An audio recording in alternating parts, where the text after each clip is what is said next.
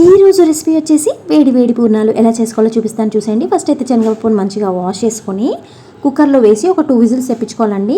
Cooker లేదు అనుకున్న వాళ్ళు నార్మల్గా నానబెట్టేసుకొని ఉడకపెట్టుకున్న మంచిగా ఉడికిపోతుంది. ఈలోపు మనం దోశ బ్యాటర్ కూడా ప్రిపేర్ చేసుకోవాలి. దోశ బ్యాటర్ అనేది మనం చాలా థిక్గా ప్రిపేర్ చేసుకోవాలండి, లేదంటే పిండి లూజ్ అయిపోతే మనకు ఆయిల్ అనేది పీరుస్తుంది అనమాట.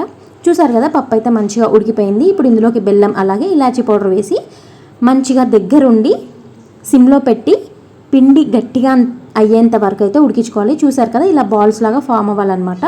ఇప్పుడు ఒక ప్యాన్ పెట్టేసుకొని అందులో సరిపడా ఆయిల్ వేసుకొని ఆయిల్ వేడెక్కాక మాత్రమే మనము ఆ బాల్స్ని పిండిలో ముంచేసి పూర్ణాలు అయితే వేసుకోవాలన్నమాట. చూసారు కదా ఎంత కలర్ఫుల్గా వస్తున్నాయో. ఈరోజు దేవుడికి నైవేద్యంగా మా అత్తయ్య గారు అయితే పరవన్నం కూడా చేశారు. దీని ప్రాసెస్ అనేది నేను కమింగ్ వీడియోస్లో అయితే పోస్ట్ చేస్తాను.